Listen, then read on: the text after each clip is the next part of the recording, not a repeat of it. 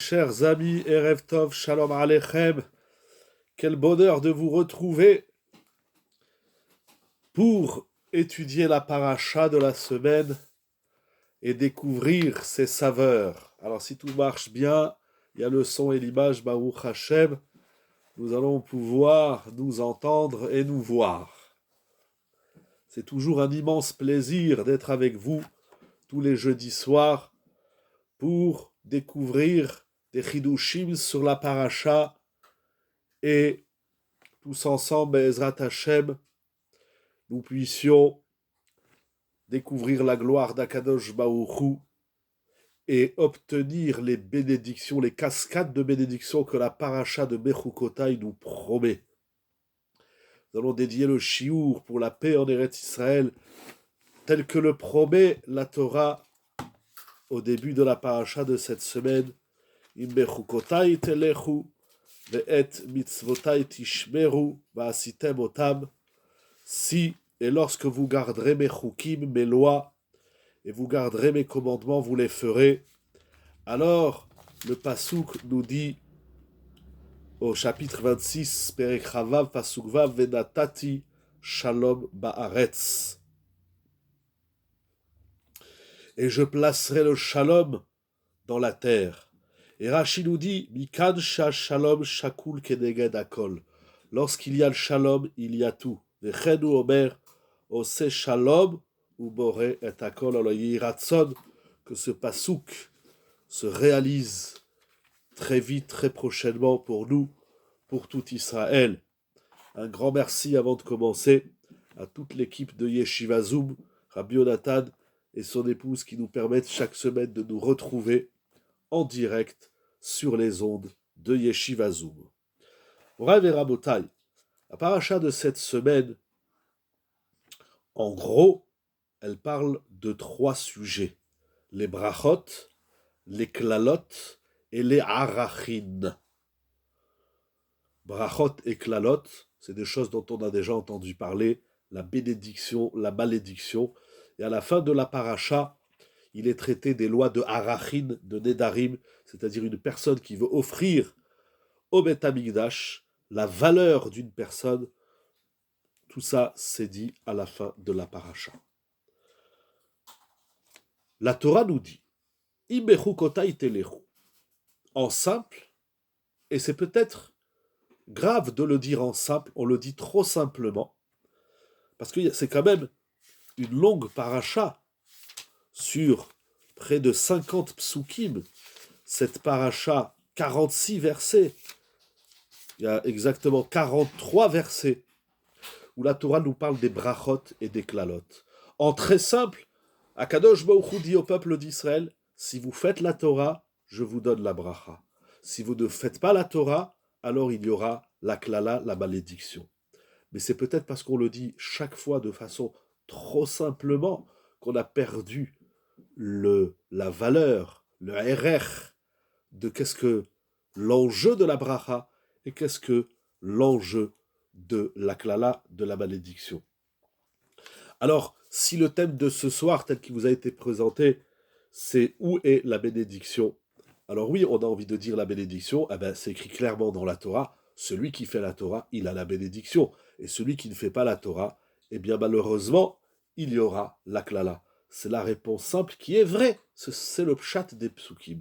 Je voudrais vous montrer quelque chose d'extraordinaire qu'il y a dans notre paracha quant à la bracha et à la klala. Il faut savoir lire, il faut savoir entendre, il faut savoir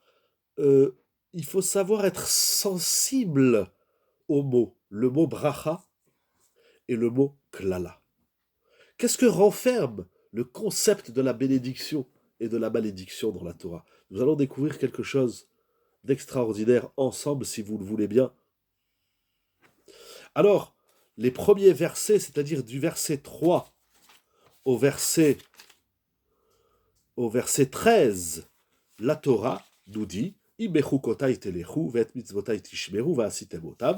en simple, lorsque vous marcherez dans mes voies, dans mes lois, dans mes chukim, vous préserverez mes commandements et vous les ferez. Donc il y a 3 verbes, il y a 2 notions chukim et mitzvot, il y a 3 verbes, Telechu, Tishmeru, Vaasitem. Tout ça, c'est étudié dans Rashi et dans les Mefarshim.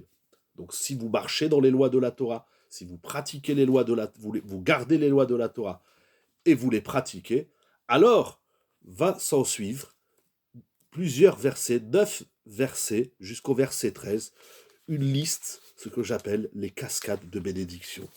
Akadosh Baruch Hu donnera les pluies en leur temps, la terre donnera sa production, et il y a 2 versets sur la production, vous consommerez votre pain à satiété et vous habiterez en toute sécurité sur votre terre. Je placerai la paix dans la terre, vous dormirez et vous ne craindrez rien. Il n'y aura pas d'animaux sauvages, et l'épée ne traversera pas votre terre. Vous poursuivrez vos ennemis. Je me tournerai vers vous, dit Akadosh Baruch Hu, je vous multiplierai, et j'établirai mon alliance avec vous. Etc., etc., etc. Je suis Hachem, votre Dieu, qui vous a fait sortir d'Égypte, et je vous ferai marcher Vaolech Etrem comme Ebiyut. Comme on dit dans le Birkat Hamazon à Haman, ou Yolichenu, mais comme Ebiyut, bon j'ai oublié le Harachaman, mais qu'on retrouve ici donc dans la paracha. La deuxième partie, Ve'im lo tishmeu. Et si vous ne m'écoutez pas, Ve'lo ta'asu et kol hamitzvot haele, et vous ne pratiquez pas tous mes commandements, et si vous répudiez mes commandements, Ve'im bechukotai tim'asu, donc à partir du verset 14, et ce jusqu'au verset 43, jusqu'au verset 46, la Torah dit que si on ne se tourne pas vers les commandements de la Torah, alors il y a une avalanche de malédictions qui va malheureusement atteindre le Ham Israël. Et la Torah, etc.,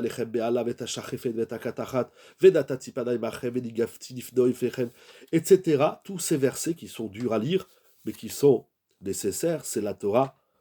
Et donc, Veim Bezot, et si avec tout cela, si malgré la première vague de malédiction, vous ne revenez pas dans le droit chemin, alors il y a une deuxième vague de malédiction, et ainsi de suite. Et je cherche le passou que je vais étudier avec vous, qui se trouve manifestement dans les malédictions. Voilà. Alors au chapitre, et les malédictions vont jusqu'au verset, comme nous avons dit, jusqu'au verset 43, 44, voilà, 44, jusqu'au verset 44.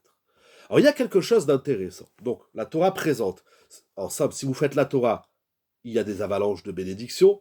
Si vous ne faites pas la Torah, des avalanches de malédictions. À la fin des malédictions, il y a 2 psukim, ve'af gamzot biyota beretz oivehem, et malgré tout cela, malgré toutes ces malédictions prononcées par la Torah, lorsque vous serez dans la terre de vos ennemis, lobe astim veloge altim lechalotam. Akadosh Baruch Hu dit, moi, je ne vous repousse pas complètement, je ne vous répugne pas, je ne vous exterminerai pas, et je ne déferai pas l'alliance que j'ai contractée avec vous, car je suis Hachem, leur Dieu. Je me souviendrai de l'alliance de la première alliance que j'ai faite avec vous lorsque je vous ai fait sortir d'Égypte. Donc, ça veut dire que la Torah dit, on résume très simplement, si vous faites la Torah, il y a la bracha, si vous ne faites pas la Torah, il y a la klala. À la fin de la klala, il y a 2 versets, donc chapitre 26, versets 44 et 45, qui sont, on pourrait dire, vulgairement, un lot de consolation. C'est-à-dire que je dis, et malgré toutes les malédictions que je vous enverrai, il restera toujours l'alliance que j'ai contractée avec vous, et je ne vous rejetterai pas totalement et pleinement, je ne vous exterminerai pas totalement. D'ailleurs, j'ouvre une petite parenthèse, dans l'histoire, nous savons, et nous sommes encore aujourd'hui au cœur de ce débat, il y a dans certaines autres cultes, qui pensent que Akadosh Baruch Hu, il a abandonné le Ham Israël, il a abandonné le peuple d'Israël, et il a créé d'autres peuples. C'est la guerre des peuples, c'est la guerre des religions. On ne va pas rentrer dans ce débat qui n'a aucun sens et qui contredit notre sainte et belle Torah, la Torah Akdosha. La Torah dit clairement, même lorsque je vous éparpillerai parmi les nations et il y aura les malédictions, Akadosh Baruch Hu dit, moi, je ne défais pas l'alliance que j'ai contractée avec vous et je ne vous répugnerai pas et ne vous exterminerai pas complètement. On pourrait dire que ces deux derniers versets sont des psukim, sont des versets de réconfort, de consolation, qui vont nous permettre d'ailleurs de mieux comprendre l'enjeu de la malédiction. La malédiction n'a pas pour enjeu et pour but d'exterminer le Ham Israël, elle a un autre sens, lequel c'est pas le sujet tout de suite. Mais c'est pas, bon, vous me désobéissez, alors je vous extermine. Non, c'est pas comme ça. Vous me désobéissez, il y aura malédiction, mais je garde, Akadosh Baruch Hu dit au Ham Israël, je garde un contact avec vous. Malgré l'état dramatique et l'état maudit dans lequel vous vous trouvez à cause de vos avérotes, Akadosh Baruch Hu dit, je garde le contact avec vous. Ça, c'est énorme comme notion que même lorsqu'on doit subir le châtiment ou la malédiction d'Hachem, il y a un contact. Le contact n'est jamais complètement rompu. Cela veut dire donc que l'enjeu de la malédiction, c'est pas de rompre le contact, c'est pas de déconnecter Dieu du Ham Israël, mais bien au contraire, Akadosh Baruch Hu dit, dans ces situations douloureuses et dramatiques dans lesquelles vous vous êtes vous-même plongé, moi je reste là. Il reste toujours le contact. C'est énorme comme notion, et c'est très important de comprendre que même lorsque l'homme il est dans un état de souffrance, rasvé shalom, d'épreuve, de drame, il y a toujours le contact avec Akadosh Baruch Hu. Ça c'est le schéma très superficiel des brachot et des klalot. Donc bracha, bénédiction, vous faites la Torah, il y a la bracha, vous faites pas la Torah, il y a la klala. Troisième point, troisième épisode, malgré l'état klalatique maudit dans lequel vous vous êtes plongé, vous m'avez conduit à Kadosh Baruch Hu à faire ceci, je garde le contact. Donc bracha, klala, et comment on va dire ça, et souhait, ou comment on dit ça, ou la consolation, du réconfort. Cependant, il y a, à part ces psukim, que j'appelle ce soir de consolation, ou de réconfort, Akadosh Baruch Hu, il veut nous rassurer que malgré les malédictions dans lesquelles le Ham Israël se trouve, il y a encore un contact qui est à étudier en soi, bien évidemment. Il faut étudier ces deux psukim, le 44 et le 45. Il y a un autre phénomène que nous allons lire, qui se trouve au cœur des malédictions. Au chapitre 26, verset 32, il y a quelque chose d'incroyable. Ça veut dire que le verset 32, le pasouk lamed bet, c'est un pasouk qui se trouve encore une fois au cœur du discours des malédictions. C'est-à-dire que la Torah énumère les malédictions les unes derrière les autres, et au beau milieu de ces malédictions, parce que les malédictions, elles vont jusqu'au verset 44, donc on est au milieu des versets des malédictions, il y a un pasouk incroyable. Vous comprenez? Je me demande si vous comprenez, est-ce que je suis clair? Est-ce que c'est clair? Vous comprenez? Il y a le discours des malédictions qui va jusqu'au verset 42, et au milieu, il y a un pasouk. Au milieu du discours dramatique des malédictions, le verset dit « Vahashimoti ani et haaretz ». Le verset 32 commence par une malédiction. « Je désolerai la terre, je détruirai la terre ». On est dans la malédiction, ça veut dire, vous ne faites pas la Torah, les mitzvot, etc. Alors Kadosh Baruch Hu dit, je détruirai la terre. Veshamemu alea oivechem ayoshvim ba. Et il nous dit Rashi, alors vraiment quelque chose de ahurissant, il dit ce verset 32, Zo mida tova le Israël. Le verset 32, hein, est-ce que je suis clair dans le schéma? C'est-à-dire que les malédictions commencent au verset 14 jusqu'au verset 44, on va dire jusqu'au verset 43 inclus, donc de 14 à 43, il y a 30 versets qui parlent des malédictions. Le verset 32, il dit Rashi, Zo mida tova le Israël. Au beau milieu des malédictions, Akadosh Baruch Hu, il fait une annonce agréable au Ham Israël. Zo mida tova le Israël. On est au cœur de la liste, du discours, des malédictions qui s'en suivent si on ne fait pas la Torah et les mitzvot. Et au beau milieu de ces malédictions, Akadosh Baruch Hu dit, je vais vous faire une belle annonce. Zo mida tova le Israël. Le verset 32, il n'a rien à faire ici. Qu'il y ait des versets de réconfort ou de consolation en fin des malédictions, je l'entends. Akadosh Baruch Hu, il prononce les malédictions et à la fin il dit, mais sachez que malgré les malédictions, je garde le contact avec vous. Au milieu des malédictions, Akadosh Baruch Hu dit, je vais vous faire une belle annonce. Et quelle est cette belle annonce? Shelo imtseu haoivim nachat ruach be'artzam shete shomema miyoshvea.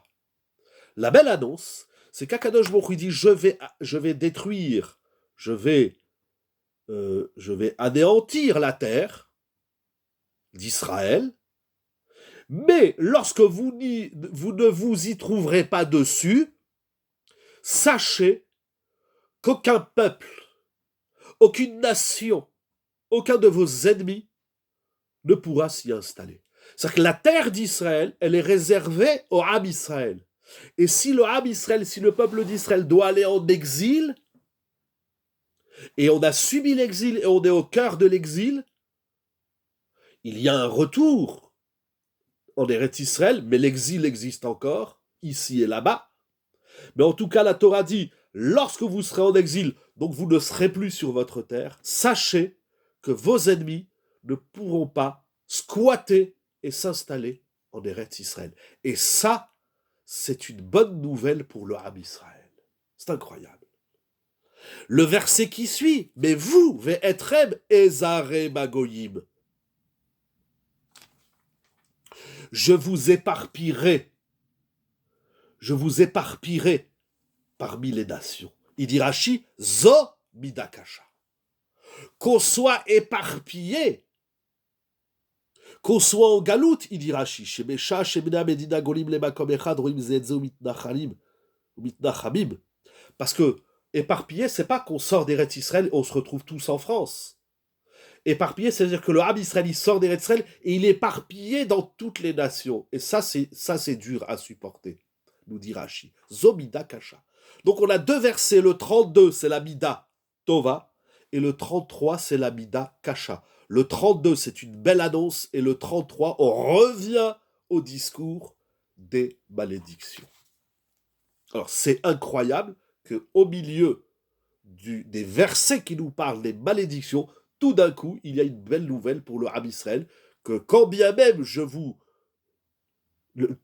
la terre sera désolée, mais je vous annonce une bonne nouvelle, personne ne pourra s'y installer. Qu'est-ce qu'elle vient faire cette bracha au milieu de la klala? C'est ça la question que je me suis posée, à laquelle je n'ai pas vraiment une réponse. Qu'est-ce que le Ham Israël? En quoi c'est une bracha? Je reviens tout de suite à votre question. En quoi c'est une bracha? La question d'avant, Madame Tsipora, Madame Boka, je retiens.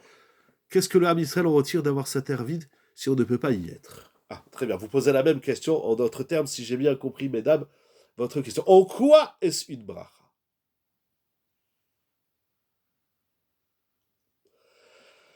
Très bonne question. L'idée qui me vient, on s'est posé la question, bien sûr, l'idée qui me vient, c'est la suivante.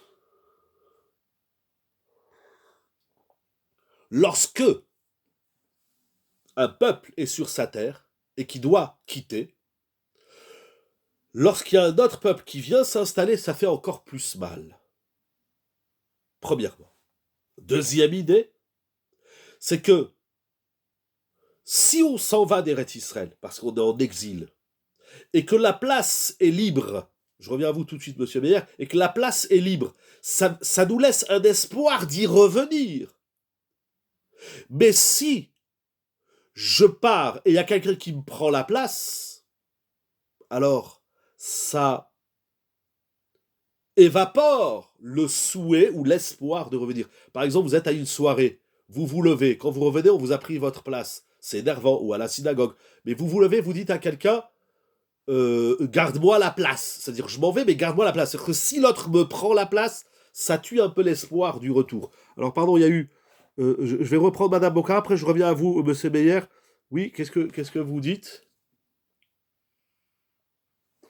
Oui, mais Hachem a fait des guerres de conquête une fois. Ça n'est pas un obstacle. Vous dites, votre question est orientée vers Akadosh Baruch Hu. Moi, mon discours est orienté vers les hommes. Psychologiquement, quand vous partez, mais vous savez que votre place est libre, elle est vide, ça vous laisse dans la tête toujours la possibilité de se dire je vais y revenir. Mais si quand vous partez, il y a quelqu'un qui a pris votre place, ça déconnecte complètement de l'endroit, ça laisse plus l'espoir. Comme ça, je pense, si vous avez d'autres idées, avec plaisir. N'est-ce pas un risque de diminuer la Emouna?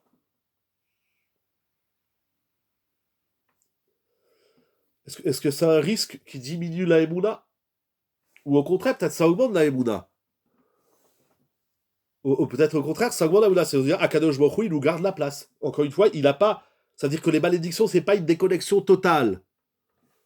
Oui, mais c'est pas une déconnexion totale. Au contraire, Akadosh Baruch Hu dit, malgré tout ça, je vous garde encore la place. Et pourtant, la terre a déjà été sous notre empire. Alors, c'est vrai, j'attendais un peu l'histoire, mais je ne vais pas rentrer dans l'histoire. Je vais rentrer dans l'histoire. Ils ne sont pas restés très longtemps, ils ont eu même plein des guerres. Mais Rashi dit, j'étais vite dans les mots, mais Rashi dit, Sheloim Tsewa Oivim Nachatruach Be'artsam, Shete Shomema Beyoshvea.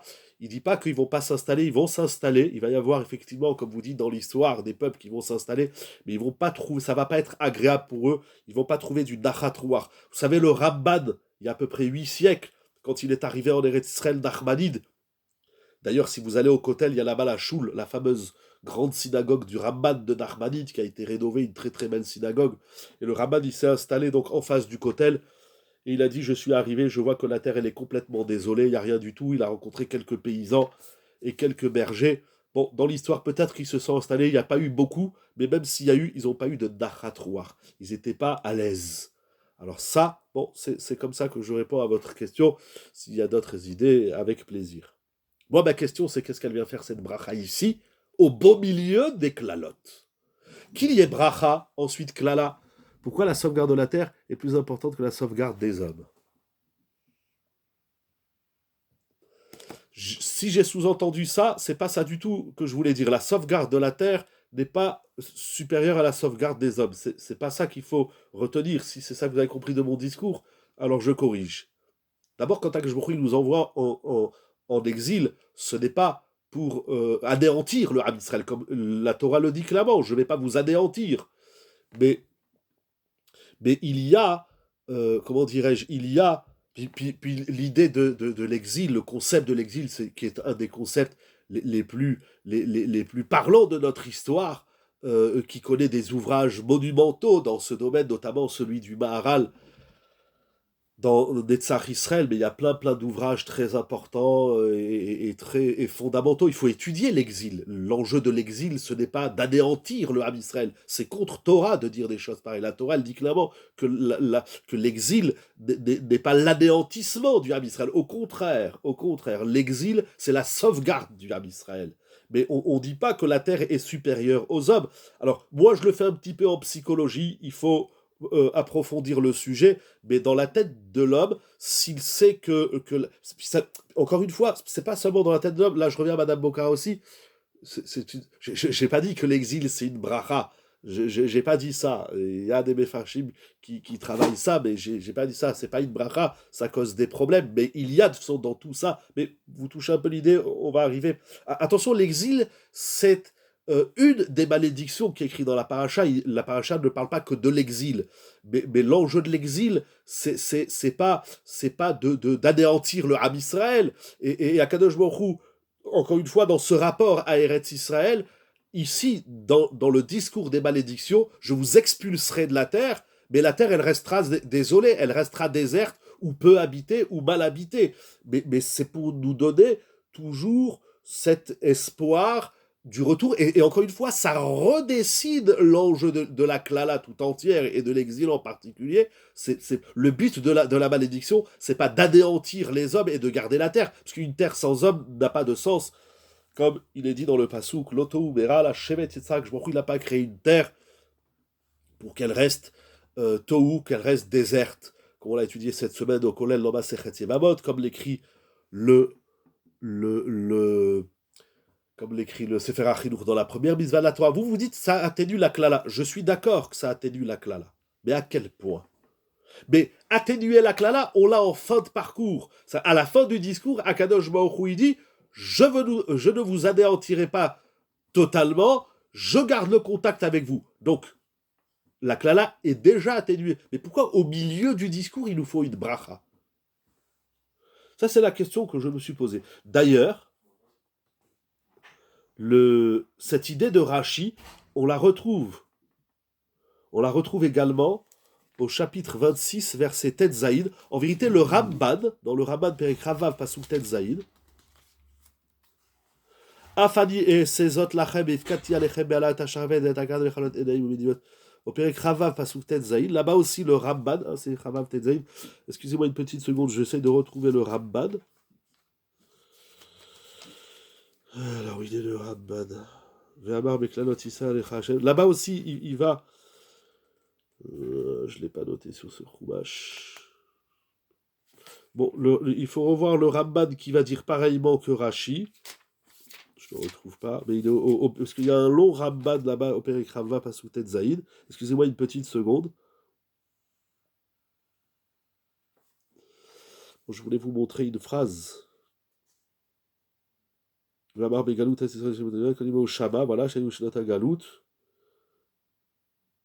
bon, je ne retrouve pas la phrase. Ah, voilà. Veistakel od beinyad geoula. Bon, en tout cas, il va écrire comme Rashi au milieu de son discours que va Shimotiani et Haaretz, que ce Pasuk 32, c'est une bonne nouvelle pour le Ham Israël. Le Hora Chaim Akadosh, on va lire le Hora Chaim, sur ce Pasuk, la Medbet. Ah oui, il dit quelque chose d'incroyable. Il dit, si on voit bien, c'est écrit dans le Pasuk, Vahashimoti Ani et Haaretz. Ça dépend au fait de penser qu'il n'y a pas de séquence dans laquelle le peuple perdrait sa nachala. Exactement, c'est ça que j'ai dit. C'est-à-dire, le Ham Israël, il perd pas son titre, le Ham Israël, il perd pas sa terre, le Ham Israël, il perd pas son existence. La klala, c'est pas l'effacement, c'est pas l'anéantissement du Ham Israël. C'est très grave dans l'histoire. Il y a des cultes encore aujourd'hui qui prétendent le contraire. Ils lisent pas la Torah. Nous, Baruch Hashem, on a la Torah. En tout cas, l'enjeu de la klala, c'est que le Ham Israël, il garde ce que vous appelez Sadachala, que ce soit la terre, que ce soit le rôle, que ce soit la mission, que ce soit l'essence du Ham Israël, etc. Le Ham Israël, il reste le Ham Israël. Ham Israël, Chai Vekayam. C'est une phrase qu'a dit Rabbi Yonatan Beshitz. C'est une phrase qui est le propre même du Ham Israël. Mais ça ne suffit pas d'être Chai Vekayam. Il y a un contenu dans ce Chai Vekayam qui est la Torah et les mitzvot. Donc il y a les malédictions, etc., etc. Le Hora Chaim Akadosh fait remarquer que dans notre pasuk, il est dit Va'ashimoti Hani et Haaretz. Amar Hani. Pourquoi Hachem, tout d'un coup, il dit Hani? Parce que le jeu, il est écrit plusieurs fois. Toutes les malédictions. Va'alarti machem ekeri, ve'isarti etrem, ve'ishmanti et babotechem, ve'natati et arechem, va'ashimoti et migdeshechem. Donc, c'est Akadosh Baruch Hu qui parle. Pourquoi ici, il fallait dire Va'ashimoti Hani? Fait remarquer le Rachaim Akadosh, et il dit Pirouche, Midazo Hashem Birvodo Yaasena. La désolation de la terre, Hashem il dit c'est moi qui fais ça. Juste ici, à ce moment-là, il est dit Ani. Kihu Vetam, Kihu Midatova. C'est-à-dire que, au moment où Akadosh Baruch Hu, il nous égare de la terre, il nous fait sortir d'Eretz Israël, Akadosh Baruch Hu dit c'est moi-même qui vais vous mettre dehors. Alors, ce qui est incroyable, je sais pas, c'est comme par exemple la maîtresse, elle dirait, bon, toi, t'as fait une bêtise, moi-même, je vais t'amener chez le directeur. Alors, on aurait pu, moi, je pensais, en tout cas, j'aurais lu plutôt que c'est encore plus sévère. La seule malédiction où c'est écrit Ani, Hachem dans son moi Hachem, c'est au moment où Hachem il dit, je vous désolerai de la terre, je vous expulserai de la terre. Donc si c'est Hachem qui est Birvodo Beatzmo, comme on dit dans la Haggadah, ben ça montre que c'est encore plus sévère. Pas du tout. Le Hani, il vient atténuer, comme vous avez dit tout à l'heure. Le Hani, il vient dire là, quand je vous sors de la terre, c'est moi Hachem. Et puisque c'est moi, alors c'est Midatova, c'est une bonne mesure. Donc il va ramener Rashi, le même Midrash que Rashi, mais il le fait sur le mot Hani. Va Hashimoti Hani. Hachem, il dit, on dirait il se réveille, Kaviachol, bien sûr. C'est-à-dire que je me il envoie des malédictions. Il dit, attends, celle-là, c'est moi qui l'a fait. C'est moi. Laissez-moi le privilège de vous mettre dehors. Parce que quand je vous mets dehors, ça veut dire que c'est une bonne mida. C'est incroyable, qu'est-ce qu'il dit Rashi. C'est incroyable. Ça fait quoi la sortie d'Égypte? De la même manière que c'est Hachem qui nous libère. Exactement, ça que j'ai dit. Ça que j'ai dit. Dans la Haggadah, on dit Birvodo Batzmo. Hachem, il nous a sortis d'Égypte lui-même. Il nous sort d'Eretz Israël lui-même. Mais le lui-même de Hachem, le Hani, le moi de Hachem, résonne en Midatova. C'est incroyable. En y pensant, ça se joue à une lettre. Aleph ou Aïd. Ouh là là là là là là là. Là, vous dites des grands yesodotes. On va pas rentrer dans ça, mais effectivement, le Hani et le Aïd, c'est Rabbi Bounam, le Baal Shem Tov, ils font cette remarque. Et le Gala et le Goël, le Maharal en parle au début de Netzach Israël. Vous avez touché des points qui sont très, très, très intéressants. Alors, Moraï et Rabotai, on va avancer un petit peu. Le temps avance. Pourquoi, au beau milieu des klalotes, il y a une bracha qui apparaît. Il y a le Hani d'Hachem. Le Hani, le moi, c'est Hachem dans toute sa splendeur, là, au beau milieu des klalotes. Que ça soit dit à la fin du discours, encore une fois, on l'a dit, c'est de la consolation, c'est du réconfort, je l'entends, mais au beau milieu, je sais pas, c'est comme si vous prenez un enfant qui a fait des bêtises ou un voyou qui a fait plein de bêtises, et ben vous lui dites, tu vas aller 5 ans en prison, tu vas payer 20 000 euros d'amende, bon, à ton anniversaire, je t'offrirai un cadeau, ne t'inquiète pas, et tu mangeras que des pâtes et du riz. C'est pourquoi, au beau milieu des klalotes, il faut nous annoncer quelque chose de positif. C'est la question que je me suis demandé. Je vous dis honnêtement, je sens comme s'il y a ici un chilouv, comme s'il y a une combinaison entre la bracha et la klala. Il n'y a pas deux visions qui s'appellent ou la bracha ou la klala, mais à un moment donné, tout est mélangé, il y a une combinaison, il y a un chilouv entre la bracha et la klala. Quel est le sens de ce chilouv? Quel est le sens de cette combinaison? Pour dire qu'on peut revenir en chemin, même si la klala est en cours de réaction. Alors, ce que vous dites, c'est vrai, mais pas ici. Pourquoi?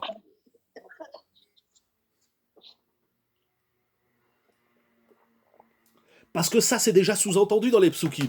Parce que, un exemple, Akadosh, au verset 27, Akadosh Baruch dit donc, ça fait penser à juger l'autre avec au moins un petit mérite. Je reviens, pardon, d'abord à la remarque de Madame Bocara. Vous dites, c'est pour nous laisser cette possibilité de retour ou ce petit mérite que vous appelez. Mais en vérité, ça c'est déjà écrit clairement dans les psukim. Parce que je vous dis, je vous envoie des malédictions. Si vous faites pas de chouva, alors je vous envoie des nouvelles. C'est écrit clairement dans la paracha que l'enjeu des klalotes, c'est pour revenir. C'est pas pour nous adhérer. Donc ça, c'est déjà écrit. C'est déjà écrit plusieurs fois. Ve'im, bezod lotishmeu, ve'im, etc. Alors je continue. Et si vous continuez, eh ben je continue à vous envoyer des klalotes. Donc c'est déjà écrit que la klala, comme on a vu la semaine dernière, il n'envoie pas tout d'un coup. Il envoie la klala, si l'homme il fait pas de chouva, il continue, si pas de chouva, il continue. Donc c'est déjà c'est plus que sous-entendu, c'est déjà écrit dans les psukim. Je vous dis, Rabotai, la vérité, j'ai pas de réponse. Adilo Yodea. Je sais pas qu'est-ce qu'elle vient faire, cette bracha-là, au beau milieu des klalotes. Mais ça a réveillé chez moi une réflexion que je voudrais vous montrer à travers deux grands mefarshim de la Torah, deux grands chachamim de l'histoire. Le premier, c'est le Kdushat Levi. Rabbi Tzrak Levi de Berdichov. Il écrit quelque chose de tellement beau dans la Torah, c'est incroyable. Il écrit quelque chose de grandiose, de ouf. J'ai pas d'autres mots. Et j'ai retrouvé une idée similaire dans le Khatam Sofer. C'est incroyable. Ah, si on regarde les klalotes, au début des malédictions, il est dit Ufakadti halechem behala. Alors attendez, on va chercher le pasouk. Afani upagati alechem be'ala. Vifkati alechem be'ala et hashachefet vet hakadachat. Voilà. C'est-à-dire au verset 16. C'est ça? Oui. Au verset 16. Vifkati alechem be'ala vet hashachefet vet hakadachat bechalot edaim ubdivot nafesh. Uzra'atem larik zarachem va'achaluchu oivechem. Le verset 16, toujours dans le chapitre 26, nous dit que, encore une fois, si on ne fait pas la Torah et les mitzvot, alors il est dit Ve'ifkadti alechem behala. Et hashachefet ve'et hakadachat. Akadosh Baruch Hu, il dit Ve'ifkadti. C'est-à-dire quoi ce verbe? Si vous avez le pasouk, c'est un petit peu technique, mais on va essayer de le faire de la façon la plus claire. Il dit Rashi, ça veut dire j'ordonnerai à votre égard des maladies qui s'appellent la behala, la shachefet, la kadachat, bechalot edaim ou bdivot nafesh. Ce sont toutes sortes de maladies. Donc, le verbe ve'ifkadti alechem, il dit Rashi ve'tsiviti alechem. Donc, on comprend. Ça veut dire à Kadosh Baruch Hu dit si vous ne faites pas la Torah et les mitzvot, eh ben, j'ordonnerai vers vous, mon ordre sera eh ben, de chas v'shalom, qu'il y ait ces malédictions. Il dit le Kdushat Lévi, mais quelque chose d'incroyable. Il dit pas du tout. Pas du tout. Upakadti alechem be'ala. Ça ne veut pas dire je vous enverrai des maladies. Mais ça veut dire lachon chisaron. Aïnou achaser be'alechem be'ala ou sharamakot ki lo yetz lechem. Pakod ifkod. Ce grand verbe, pakod ifkod, et les pekoudé, etc. Upakadti, il va prouver, à partir de versets de la Torah, que Upakadti, ça veut dire j'empêcherai les maladies de vous atteindre. Achaser be'alechem abehala ou sharamakot ki lo yetz lechem. Pardon, j'ai pas vu les messages que vous envoyez, si vous voulez les renvoyer. Oui, vous dites que Upakati, c'est la chaîne Picadone. Ça n'est pas un gage. Oui, ça c'est Picadone, exactement, exactement. Non, le verbe Picadone, il a plusieurs sens qui ont certainement après un lien. Mais comment il lit le pasouk? Mais je ne sais même pas comment il lit le pasouk. Ça veut dire, si vous ne faites pas les mitzvot, alors, lecture de Rashi, alors j'ordonnerai à votre égard des maladies. Le Kdushat Lévi dit, si vous ne faites pas la Torah et les mitzvot, eh bien, je vous préserverai des maladies. Qu'est-ce que ça veut dire? D'abord, ça n'a pas de sens. Si on ne fait pas la Torah et les mitzvot, Hachem nous préserve des maladies. Et le passou qui dit, Uzra'atem larik zar achem, vous sèmerez dans le vide vos semences, c'est une malédiction. On va semer et ce sera dans le vide, il ne va rien pousser. Il dit le Kdushat Lévi, il faut lire le pasouk à l'envers, et il faut dire, vous n'aurez plus besoin de semer, parce que tout poussera naturellement. Incroyable. Incroyable. Regardez, si vous avez le Kdushat Lévi, c'est son dernier vort sur la paracha de Bechukotai. Il finit le livre de Vaïkra avec une lecture inversée des malédictions prescrites dans la Torah. C'est tout simplement inouï le travail qui fait le Kdushat Lévi. C'est tellement puissant que j'ai fouillé. Alors ici, dans l'édition du Kdushat Lévi, c'est l'édition PR Bikedoshin. S'agit-il du lien au rationnel? Excusez-moi, j'ai rien compris. C'est-à-dire quoi le lien au rationnel? Mechila, j'ai pas compris votre remarque. Je continue, si vous voulez écrire avec plaisir, je vais essayer de garder un œil sur le rivet sur l'écran. Alors, en simple, le fait que rationnellement, vous semez, donc vous récoltez. Oui. Mais là, la Torah, elle dit, vous n'aurez même pas besoin de semer, ça poussera tout seul et vous récolterez. Alors que la traduction évidente de la Torah, c'est de dire, si vous ne faites pas la Torah, eh bien vous sèmerez dans le vide. Comme dira vos adversaires Zetzal, les klalotes sont brachot déguisés. Ah, vous connaissez le Yesod. Mais d'où Rav Rosenberg à la Shalom, il sait ça. Regardez. Regardons ensemble. Donc c'est comme ça que le Kdushat Lévi lit la paracha. Et Donc je disais que dans l'édition du Gdushat Levi de l'édition EPR Mikedoshim, on va avancer un peu dans le texte, on va aller dans ce sens que vous rapportez au nom du Rav Alav Shalom. Il dit comme ça. Ayen Vaikra Rabba, c'est écrit dans le Midrash. Im zachiten areni ofer lachem klalot librachot. Dans la Torah, il n'y a pas ou la bracha ou la klala. Il n'y a pas deux programmes. Il y a un programme. C'est de faire la Torah et les mitzvot. Et lorsqu'on fait la Torah et les mitzvot, Akadosh Baruch Hu, il prend la malédiction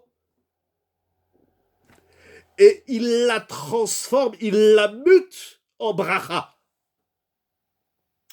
Donc c'est pas, ça veut dire, donc les psukim eux-mêmes, les versets eux-mêmes de la Torah, il faut leur donner, c'est-à-dire les versets qui annoncent les malédictions, il faut leur donner une lecture pas seulement négative et dans le sens de la malédiction, il faut arriver à les lire à l'envers, en offert.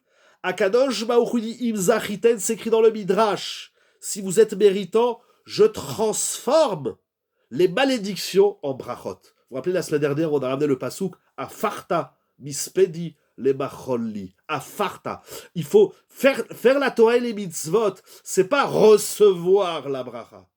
Faire la Torah et les mitzvot, c'est transformer le négatif en positif, la klala en bracha. C'est incroyable, la puissance de la Torah. C'est ça la vraie bracha. La vraie bracha, c'est de voir que le négatif, que la malédiction, c'est un molou, la klala ça veut dire allègement, kalel, que ça veut dire que voilà, on arrive par la Torah et les mitzvot à être offert la klala en klala.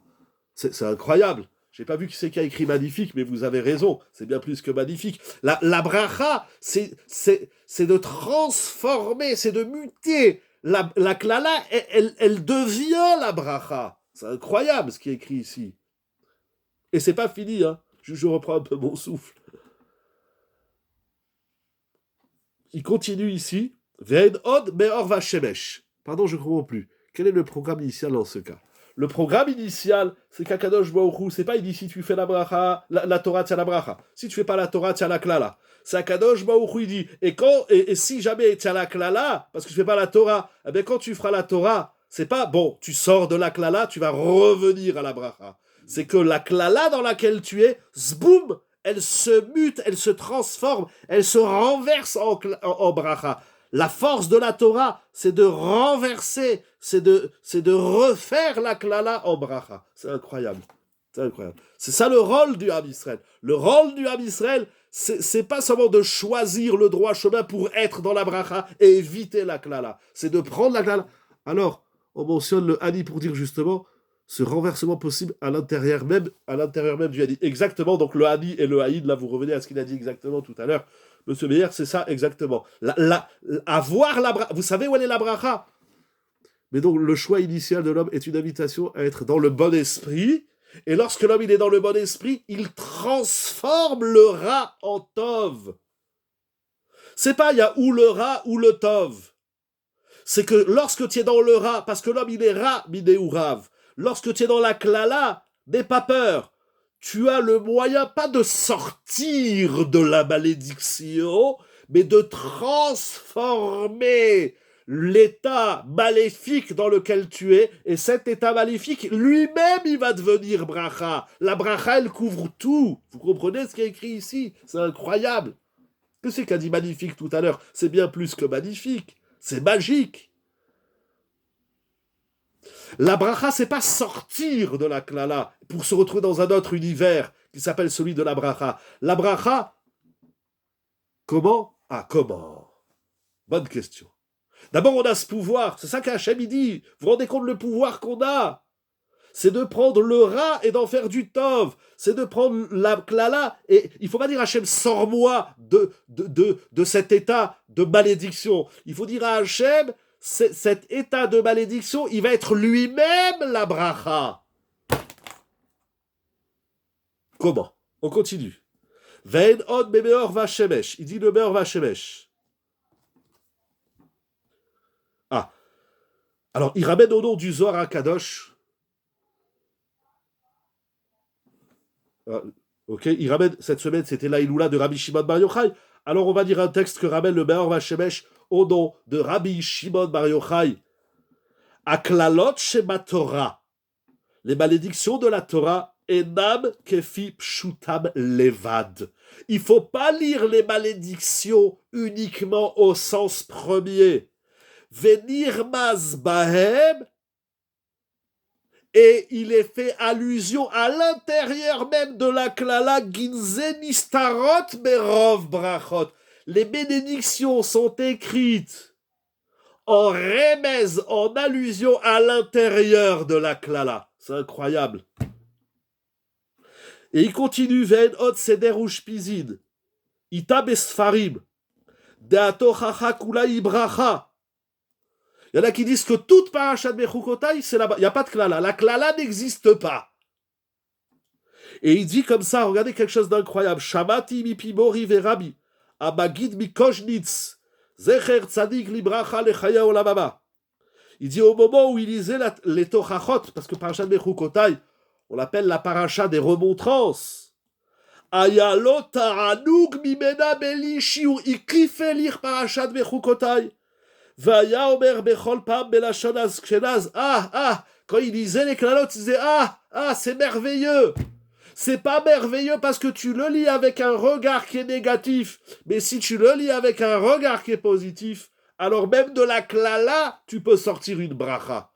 Et tu peux transformer la klala en bracha. C'est incroyable ce Kedushat Levi, ce Midrash, le Meor Vashemesh, le Zohar Kadosh, le rabbi de Koznitz, c'est incroyable. Et ça ne s'arrête pas là, Moraï Verabotai.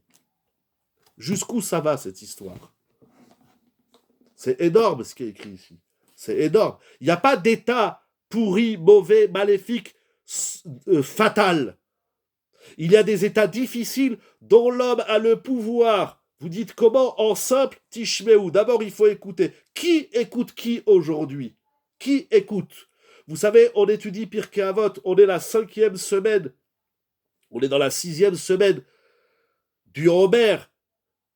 C'est ça, si je ne me trompe pas, 5 et quelques jours, 5 semaines et quelques jours, on est donc dans la 6e semaine, bientôt c'est Shavuot. On a l'habitude d'étudier Pirkei Avot. Dans le 6e chapitre de Pirkei Avot, c'est écrit la Torah, on l'acquiert par 48. Kinyanim, il y a 48 étapes, 48 outils pour acquérir la Torah. Mais Talmud Torah, c'est la première, il faut étudier. Celui qui étudie pas, il peut pas apprendre la Torah. Si tu étudies pas, tu sais pas c'est quoi être un juif, c'est pas shoot. Mais là-bas, je crois que c'est la 2e mida, j'ai pas Pirkei Avot sous les yeux, c'est Bishmiya. Shema Israël Hashem le Kol Hashem Echad. Shema, collez-nous. La notion de Shmiya, il faudra qu'on y revienne. Il faut travailler cette notion. Il faut apprendre à entendre. On n'entend pas. Quelqu'un, il vous parle d'un problème, il dit bon, d'accord, je peux rien faire pour toi. Tu as entendu ce que je t'ai dit? T'as pas entendu, t'entends rien. Shema, la shmiya, koach hashmiye. C'est un koach qu'il faut développer. Les couples se plaignent. Mon mari ne m'écoute jamais, ma femme ne m'écoute jamais. Mais c'est grave.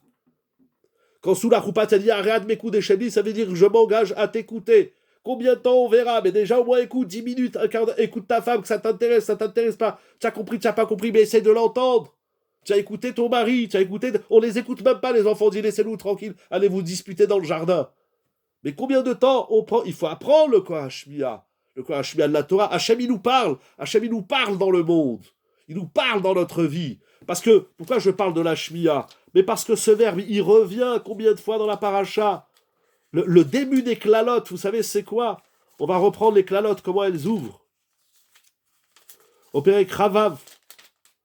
Pasuk Yudalet, Veim lotish me'uli. Tout commence lorsqu'on n'écoute pas. Qu'est-ce que ça veut dire? Écouter, entendre, etc. Imlotish me'u, voilà. Imlotish me'u, c'est écrit plusieurs fois. Après, c'est écrit aussi au verset 18. C'est écrit 3-4 fois, si je ne me trompe pas. C'est écrit également au Pasuk 27. Donc ça fait déjà 3 fois. C'est écrit 3 fois dans la paracha, dans les clades. Si vous ne m'écoutez pas, je me dis, je vous parle. Il y a quelqu'un là, vous m'écoutez? Je parle, il y a quelqu'un. Les téléphones, ils doivent sursauter avec des chidushim pareils. N'est-ce pas incroyable, Moraï Verabotai? Si vous avez encore les nerfs quelques minutes, je vais vous dire encore un chidouche sur ça, mon Rav Rabotai. D'abord, il faut entendre, tout commence par la shmiya. Ah, alors ici, il ramène, j'ai un livre extraordinaire qui s'appelle Netivot Da'at. L'auteur de ce sefer, Rav Shmuel David HaKohen Gross. Et il ramène au nom du Khatam Sofer quelque chose d'incroyable, qui va dans le même sens, quelque chose d'incroyable. A Khatam Sofer Shoel. Le Khatam Sofer, il demande une question ingénieuse, la géodoute. Il dit, je comprends pas. Nous, comment on a lu la Torah? On a dit, si tu fais la Torah, tu as la bracha. Si tu fais pas la Torah, tu as la klala. Il dit, ben je comprends pas. C'est-à-dire que si je fais la Torah, j'ai la bracha. Et donc, si j'ai la bracha, tous les psukim de la Torah où c'est écrit les malédictions, ils servent à rien. C'est pour celui qui fait la Torah. Il y a 30 psukim dans la paracha qui servent à rien. Il demande le Khatam Sofer, vous entendez cette kushia? Im ken nimtsa shemie kayu Israël et kol la Torah kasher chafetz Hashem.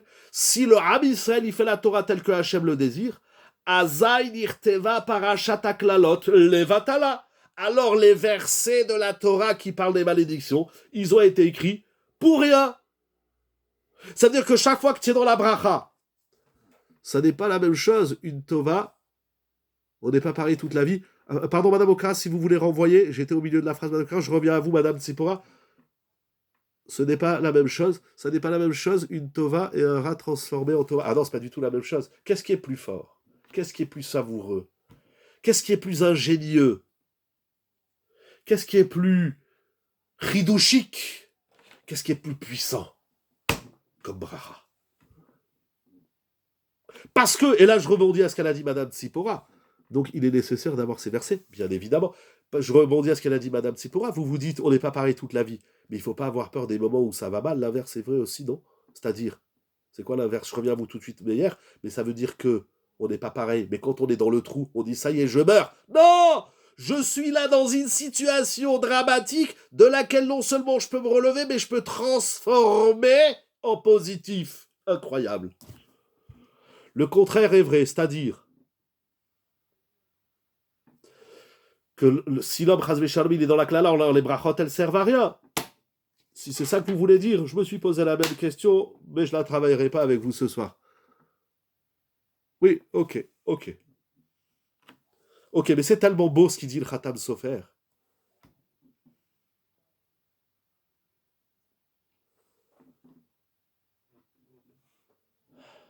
C'est tellement... La kushia, elle est puissante. On a toujours lu, si tu fais la Torah, tu as la bracha. Si tu fais pas la Torah, il y a la klala.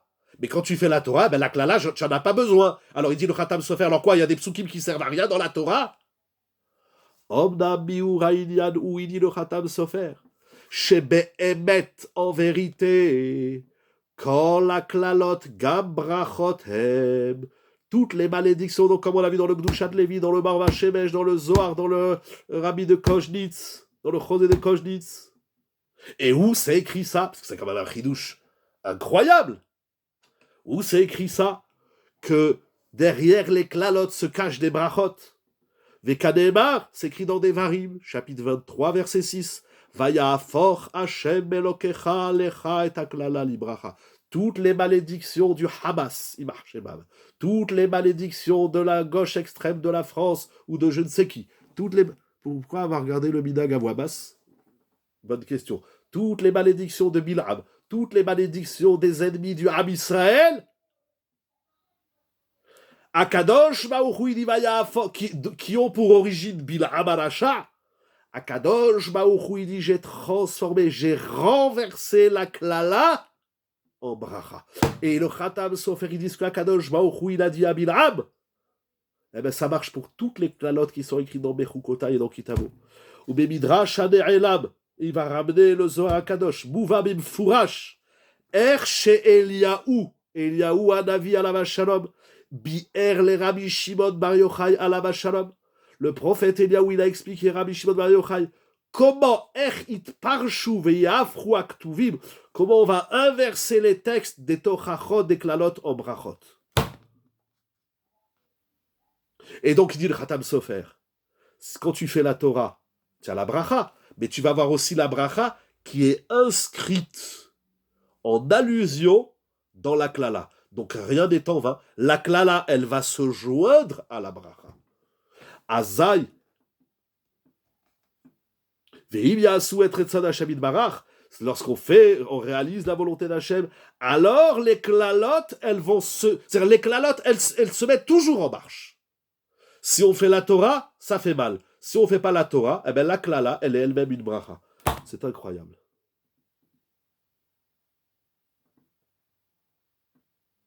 Avec ça, il va répondre d'autres questions ici de Rav Gross dans le livre.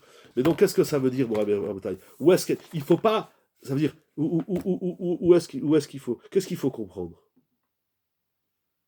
Ça veut dire, puisque la Torah, elle emploie le verbe shmiya, ça veut dire que la situation n'est traduite en klala parce que tu l'entends en klala. Mais si tu l'entends en bracha, donc tout se joue dans le verbe employé dans la paracha. Vous dites comment? Tout se joue dans le koach hashmiya. Comment tu entends la chose? Je vais vous donner un exemple que j'ai lu cette semaine.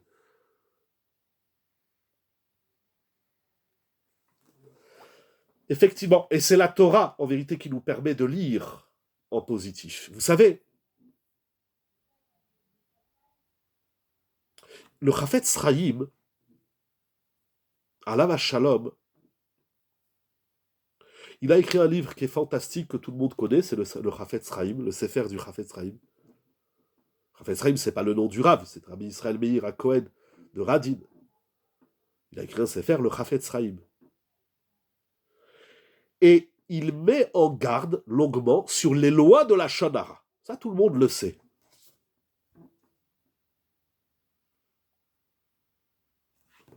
Dans les lois de la Shonara, il y a bien évidemment l'idiot qui parle. Celui qui dit du mal, la médisance, celui qui médit.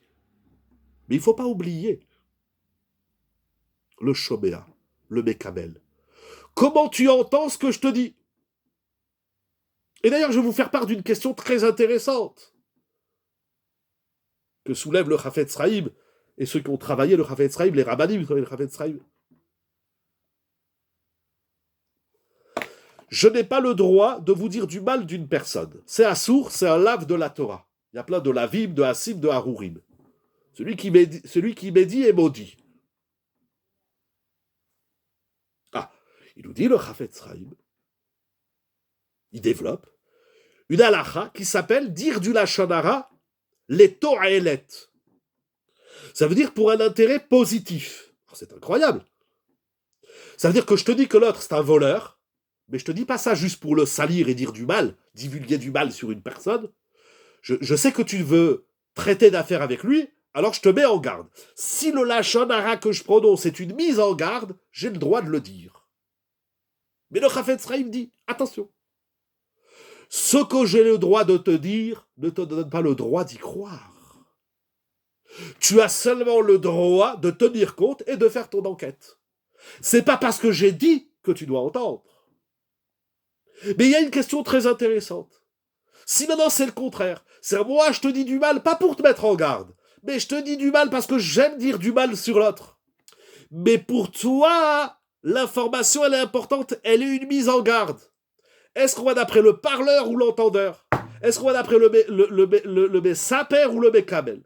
Question Atsuba. Vous comprenez? Moi, je te raconte du mal, pas en vue de toilette.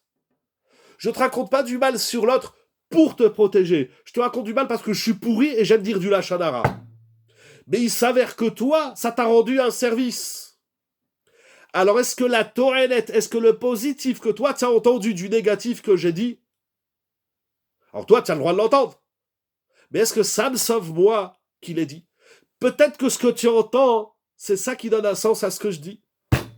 Et comment tu entends les choses? Alors c'est une question dans la halakha qui est très intéressante. À l'occasion, peut-être qu'on la développera encore. Si nous partons de cette discussion, ne faut-il pas être prudent avant de rentrer dans cet exercice? C'est-à-dire, qu'est-ce que vous voulez dire? De quelle prudence? C'est-à-dire, vous parlez de lashon hara, c'était un exemple. Je vais vous donner un autre exemple que j'ai lu cette semaine dans un shiur de Rav Pinkus à la Shalom. Les conséquences sont tout de même très graves. Vous êtes revenu, pardon, monsieur Meyer, vous êtes revenu sur la question de la Shadara.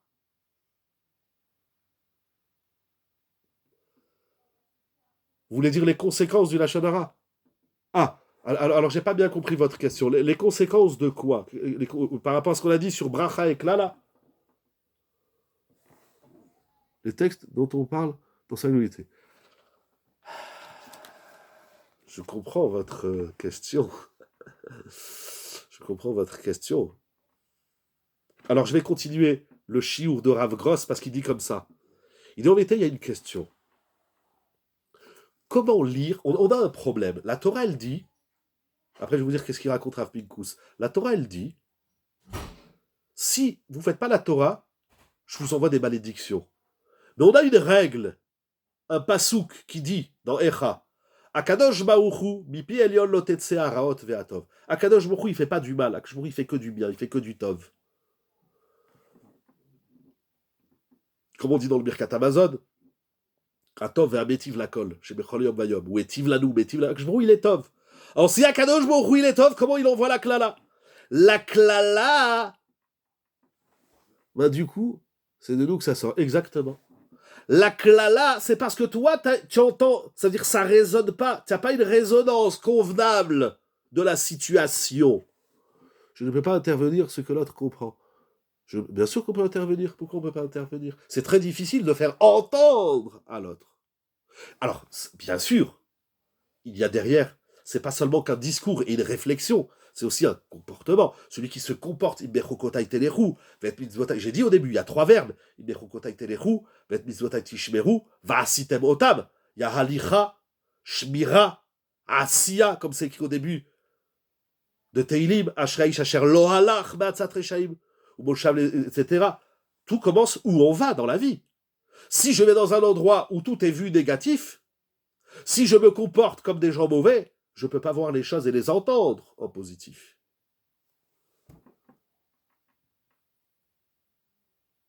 Lorsqu'on entend une information, lorsqu'on entend quelque chose, et vous savez, les médias, moi j'aime dire c'est les pires terroristes de la planète, c'est les médias, parce qu'ils nous racontent des faits et ils nous font entendre des choses. Shmira Lotase, c'est un pirouche, il y a plein de pirouchim. C'est juste aussi ce que vous dites, il y a assez et Lotase. Ce n'est pas qu'entendre. Pour pouvoir entendre la Torah, pour pouvoir entendre le message de la Torah, il faut une caisse de résonance. La caisse de résonance, c'est le corps, c'est l'action. Alors Hachem nous rappelle que quand c'est le Ani, c'est Bracha. Donc si c'est Ra, on n'est pas dans le Ani. Exactement. Ani, le moi dans son excellence, c'est le Tov. Si on le lit en Ra, alors comment ça commence? Comment ça s'exprime? C'est que si je le lis en Ra, c'est-à-dire ce que j'entends de la situation, c'est la résonance de mon être. C'est le baromètre. C'est l'indicateur. Attention, tu le vois en Ra, alors il y a un problème chez toi. Deviens bon et tu liras bon. Et tu liras bien. Comment travailler sur cette résonance? Je vais vous donner un exemple. Alors, j'attends que le son y revienne. C'est revenu le son? J'ai un appel, ça coupe le son. Allô, c'est revenu? Ok, je pense que oui. Ok. Il raconte Rav Pinkus, Alav Shalom, qui est un jeune homme, très très bon bachour, d'une très très bonne yeshiva, très bon garçon, très sérieux, très matmid, bonne midote. Mais il dit en plus de ça, ce garçon, il se démarquait, ce jeune homme, ce bachour yeshiva, il se démarquait par, comment on dit en français, c'est un garçon qui était extrêmement soigné, toujours propre, toujours bien coiffé, toujours bien habillé, bien la chemise bien rangée dans le pantalon, toujours. Il y en a des qui sont un peu balaganes, qui sont un peu délaissés. Lui, c'est un garçon soigné. Les chaussures toujours cirées. Vraiment un garçon très propre. Et il a rencontré une jeune fille.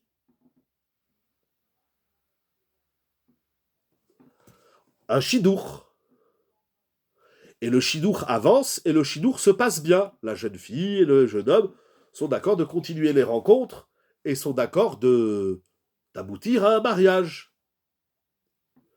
Mais voilà que le frère de la Kala, de la jeune fille, c'est un jeune homme qui est très loin de la Torah, qui n'aime pas les religieux, malheureusement, et, et il ne voulait pas que sa sœur épouse un Bachour Yeshiva. Il va tout faire pour bloquer le chidour. Il va raconter toutes sortes de choses qui sont pas vraies sur le garçon. Mais la jeune fille, elle sait que c'est pas vrai, parce qu'elle le voit, elle l'a rencontré, elle le voit. Puis les rabbinim, ils ont témoigné que c'est un bon garçon. Qu'est-ce qu'il fait le frère de la jeune fille? Il va à la yeshiva où il se trouve ce bachour. Au moment du repas, et il voit que le garçon mange. Baruch Hashem. Et il voit que lorsqu'il mange, eh bien, c'est pas très, très propre. Il le prend en photo, blablabla, et il dit à sa sœur, regarde, comment il mange le poulet, comment il suce les doigts. Il dit, c'est un porc, vulgairement. C'est un cochon, ce garçon. La fille, elle est complètement perdue, parce que on lui a dit que c'est un garçon soigné, etc. Et elle va voir Rav Pinkus. Et elle lui dit, on m'a menti. On m'a dit que ce jeune homme, il est propre. Voilà, mon frère, il m'a montré des photos que quand il mange, eh ben c'est dégueulasse. Excusez-moi l'expression, c'est pas fin. Alors un Pinkus, il dit, mais excusez-moi, mademoiselle, ça, c'est comme ça tout le monde. Vous connaissez quelqu'un, il n'a pas fait des choses répugnantes. Il mange, mais quand tu manges, ça bave un peu, ça tache les doigts.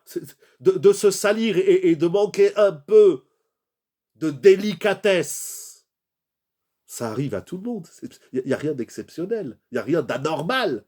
Que lorsqu'on mange, on mange des pâtes à la sauce tomate, on se tache la chemise, ça arrive à tout le monde. À celui à qui ça n'arrive pas, il a un problème, il a une chemise anti-tache, ou je ne sais pas quoi. C'est un exemple parmi tant d'autres. J'aime dire, vous savez, des fois, il y a des gens qui viennent vous dire, c'est qu'est-ce qui m'est arrivé? Il m'est arrivé quelque chose de dramatique. Vous l'entendez, vous dites, mais moi je rêve qu'il m'arrive ça. Notre bracha, notre prière, notre souhait, c'est de voir que malgré ce que nous vivons de façon difficile, dramatique, il se passe des drames en Eretz Israël. Dans le monde entier, le Ham Israël, aujourd'hui, il est attaqué. C'est dur à porter.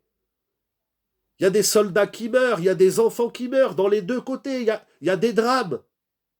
Notre fila, bien sûr, c'est de demander à Kadosh Baruch Hu d'arrêter l'hémorragie de cette guerre, de ces attentats, etc. Mais arrêter l'hémorragie de la klala, ça veut dire, Hachem, cette klala-là, dans lequel le Ham Israël se trouve, dans l'exil, pour dire un dernier mot sur l'exil, ça se transforme les Tova. Et ce qui est incroyable, je ne sais pas quel livre vous conseillez en français, mais encore une fois, on le voit beaucoup dans le Maharal, dans Netzach Israël et dans beaucoup d'autres Sfarim, c'est que au final, dans l'exil, il se passe des choses qui sont dures à vivre, des klalotes. L'exil, c'est une klala, c'est écrit dans la paracha de cette semaine. Mais la klala, c'est pas une fatalité. Les moments durs de la vie, c'est pas des moments d'anéantissement. Il fallait, alors je réponds pas à ma question, mais je vois juste une lueur de réponse. C'est que au milieu de la klala, Akadosh Baruch Hu dit attention, midatova. Je ne suis pas en train de vous écrabouiller, je ne suis pas en train de vous écraser, je ne suis pas en train de vous anéantir, je ne suis pas en train de vous massacrer. Apprenons à lire les événements avec un regard. Alors, ça va passer par la Torah, par les mitzvot, parce qu'il faut être un kéli, parce que pour que ça résonne, il faut une caisse de résonance. Il faut un cœur, il faut la tfila, il faut les midot. Y a-t-il une limite? Une limite à quoi, pardon?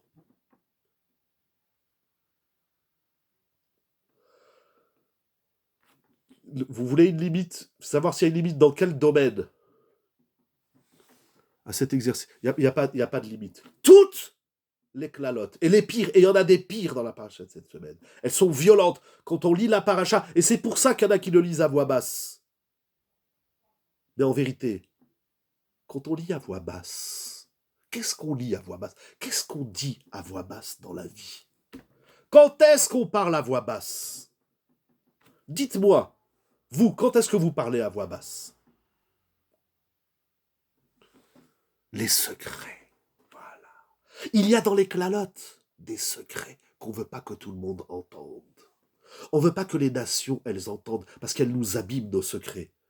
Ça veut dire qu'on lit les clalotes avec cette lecture. Les bonnes nouvelles qu'on veut garder secrètes. Exactement. Les clalotes, il faut les lire à voix basse. Qu'est-ce qu'on lit à voix basse tous les jours? La Hamida. On lit les clalotes à voix basse comme la Hamida. Les 18 bénédictions. Incroyable. Comme Baruch Shen Kevod Malchuto Leolam Vaed. Comment il dit? Il y a un pasouk, mais je ne sais pas si je vais me rappeler. Il y a un pasouk. Je ne me rappelle pas le pasouk. Voilà. Ah, pardon, j'ai pas vu avant de vous dire au revoir pour ce soir et vous souhaiter Shabbat Shalom. Dans cet enseignement des clalotes, quel est le lien avec faire ou pas la Torah? Mais parce que, pour pouvoir, pourquoi ne serait-ce pas le Kohen qui allait lire?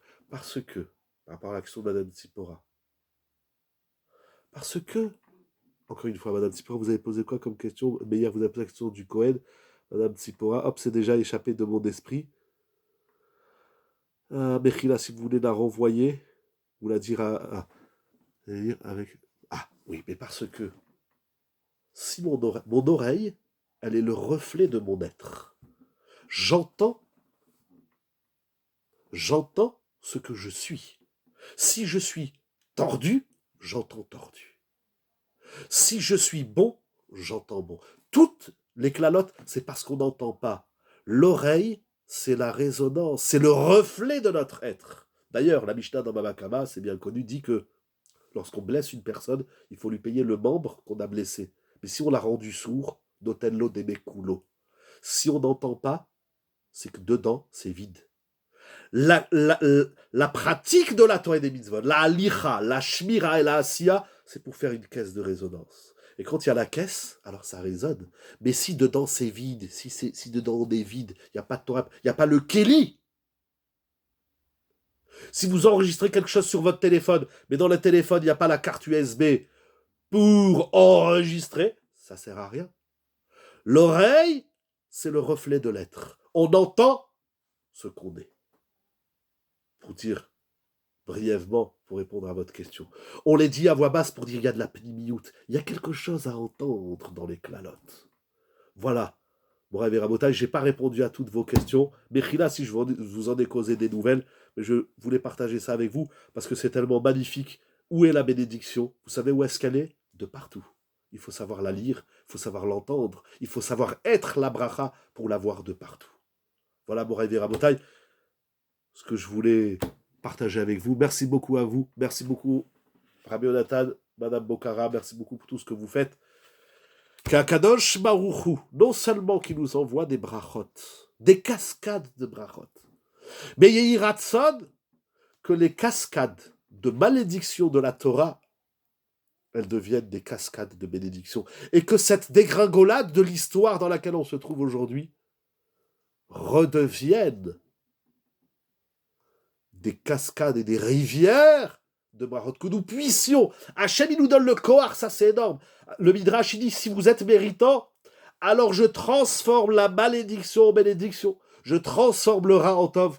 C'est tout simplement inouï, incroyable, magnifique, beau, savoureux. Shabbat shalom umevorach, yeshiva zoom, pour la gloire d'Akadosh Baruch Hu. Shabbat shalom au Am Israël à tout le monde. Shabbat shalom. Beaucoup de brachot, et que des brachot, et que tous les clalotes, on arrive, Bezrat Hashem, qu'Akadosh Baruch Hu nous donne la force, que nous puissions transformer le ra en tov, et que tout ce mal qui est là, en chacun, et dans le Am Israël, eh bien, nous puissions voir se réaliser ces promesses prescrites dans la paracha, dans Rashi Midatova, dans le Kdushat Levi, dans le Marva Shemesh, dans le Khatam Sofer, dans le Zohar Kadosh, dans le Maguid de Koujnitz, que tout ça y est, Ratzon, ça se réalise tout de suite et maintenant, pour nous, pour tout Israël, avec le sourire, pour la gloire d'Akadosh Baruch. Shabbat Shalom, ou Mevoar Lechaim Tovim Ul Shalom. Kol Tov, merci beaucoup, au revoir, Kol Tov.